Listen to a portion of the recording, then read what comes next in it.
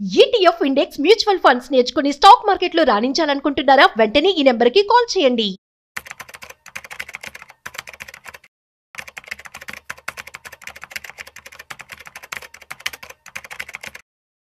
నమస్తే, welcome back to Suman TV. ప్రస్తుతం మనతో పాటు ఉన్నారు stock market analyst Sundararam Reddy గారు. నమస్తే సార్. నమస్తే మ్యామ్. సార్, మరి బంగారం విషయంలో మహిళకి బంగారం అంటే ఆడవాళ్ళకి బంగారానికి అవినాభావ సంబంధం ఉందంటారు. మరి బంగారం విషయంలో చూసుకుంటే ఈ రోజు లకారం అయిపోయింది, ఒక లక్షకు వచ్చేసింది. మరి ఉమెన్ రోల్ ఎలా ఉంటుంది ఈ గోల్డ్ విషయంలో అంటే ఒకసారి దాని గురించి. చాలా మంది గోల్డ్ అనుకుంటే అదొక ఇన్వెస్ట్మెంట్ అనుకుంటారండి. ప్రపంచవ్యాప్తంగా నిజం చెప్పాలంటే గోల్డ్ అనేది ఒక ఎసెట్ క్లాస్, కమోడిటీలో మేజర్ పోర్షన్ అది.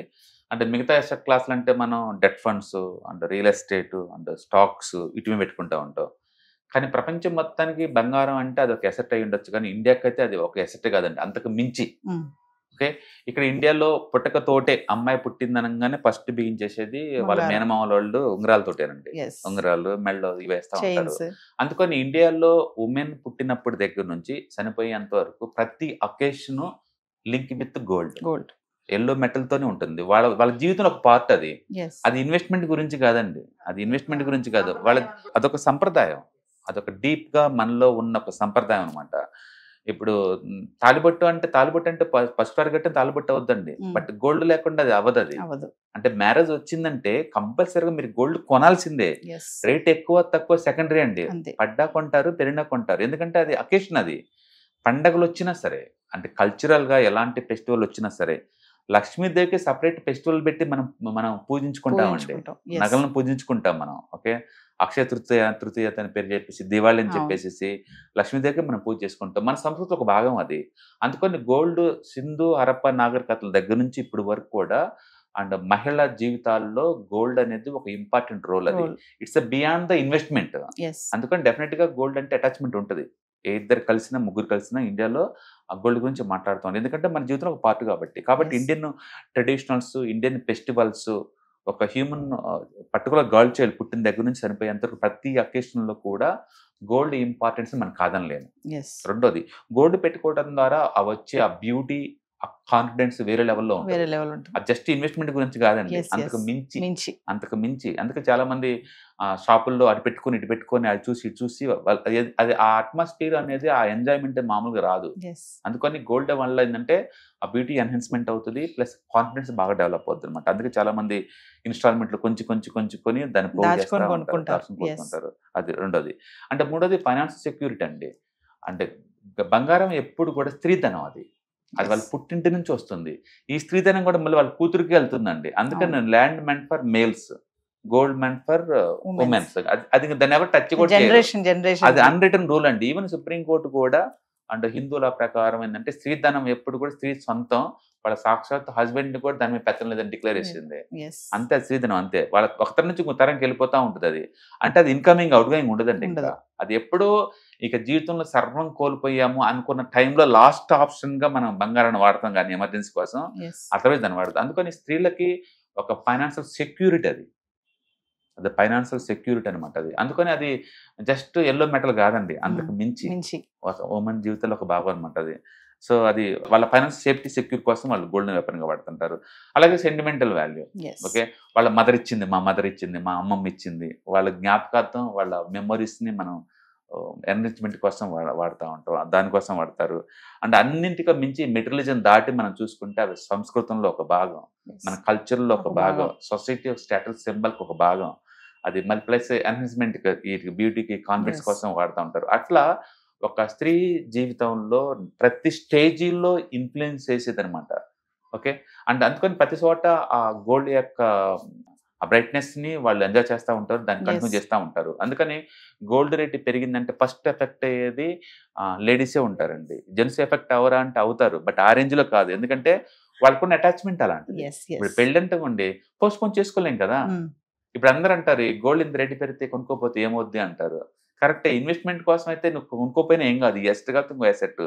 బట్ మ్యారేజెస్ ఎలా పంపిస్తారు?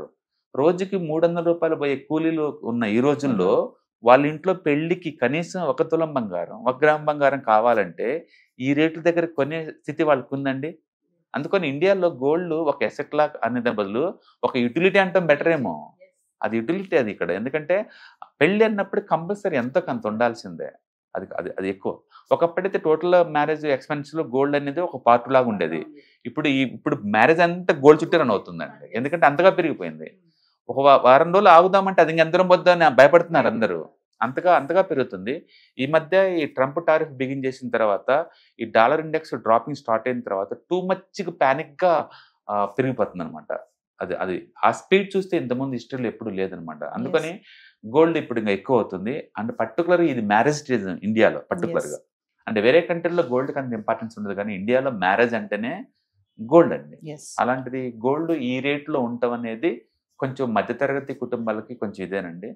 అండ్ అబ్బాయిలకైతే పెద్దగా అనిపించదేమో కానీ పెళ్ళిడికి వచ్చిన అమ్మాయిలు ఉన్న ఇంట్లో ప్రతి ఒక్కళ్ళు కూడా ఓటి వరుసలు ఆలోచిస్తూ ఉంటారనమాట. బట్ గుర్తుపెట్టుకోండి గ్లోబల్ ఈవెంట్ అది. అంతే. ఇండియన్ సెంట్రిక్ కాదండి. అది గ్లోబల్‌గా డిమాండ్ వస్తుంది. అది పెరుగుతా ఉందన్నమాట అది. ఓకే. లాస్ట్ ఇయర్ ఒక్కటే 35% దాకా పెరిగింది. ఇండియాలో ఉన్న ప్రైవేట్ గోల్డ్ పబ్లిక్ దగ్గర ఉన్న గోల్డే 24,000 టన్నులండి. అది ప్రపంచంలో టాప్ 10 ఉన్న బ్యాంకుల దగ్గర ఉన్నంత. ఈవెన్ ఆర్బీఐ కూడా లాస్ట్ ఇయర్ 400 టన్నుల గోల్డ్ సేకరించిందండి.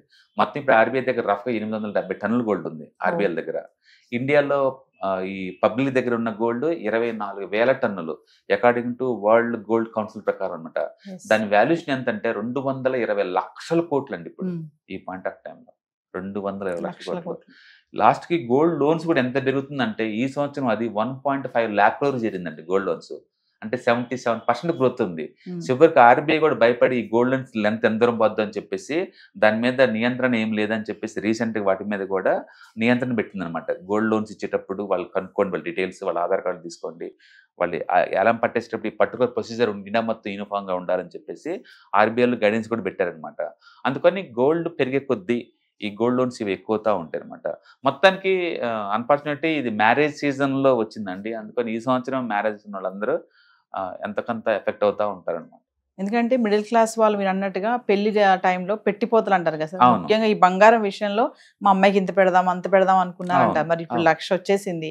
మళ్ళీ వాళ్ళ పరిస్థితి ఏంటి అంటారు వాళ్ళు? ఇంతకుముందు అయితే ఇట్లా 100 గ్రాములు పెడతాం అనేవాళ్ళు. ఇప్పుడు 100 గ్రాములు బదులు లేదు 20 లక్షలు గోల్డ్ పెడతాము, 10 లక్షలు గోల్డ్ పెడతాం అని చెప్పాలండి. ఎందుకంటే గోల్డ్ ఈ రేట్లు ఈ రోజు మార్నింగ్ మార్కెట్ 9:15 అప్పుడు ఓపెన్ అయిన ఒక్క సెకండ్ కి గోల్డ్ 2.5% పెరిగిందండి. గోల్డ్ ఈటీఎఫ్ ఇది ఒక్క సెకండ్ గా నేను చెప్పేది మార్నింగ్ ఓపెనింగ్ లోనే. అంటే మీరు ఊహించండి ఎంత ర్యాపిడ్ గా పెరుగుతుందో. తెల్లారితే ఎక్కడ ఉంటుందో అనే దాని మీద స్పెక్యులేషన్ నడుస్తుంది. అంత అన్సర్టనిటీలో ఉందండి.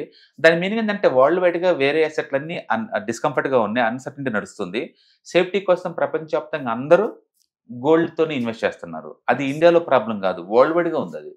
యాక్చువల్గా 1990 నుంచి 2025 వరకు మనం లెక్కేసుకుంటే అన్ని అసెట్లో కల్లా పర్టికులర్గా ఈక్విటీ అసెట్స్తో పోల్చుకుంటే గోల్డ్లో ఎక్కువ రిటర్న్స్ వచ్చినాయంటే ప్రపంచం అన్ని స్టాక్ మార్కెట్లో ఒక అమెరికా, తైవాన్, ఇండియా మినహాయిస్తే మిగతా కంట్రీలు అన్నింటిలో గోల్డ్లో పెడితే ఎక్కువ వచ్చిందండి స్టాక్ మార్కెట్ కంటే ఎక్కువ.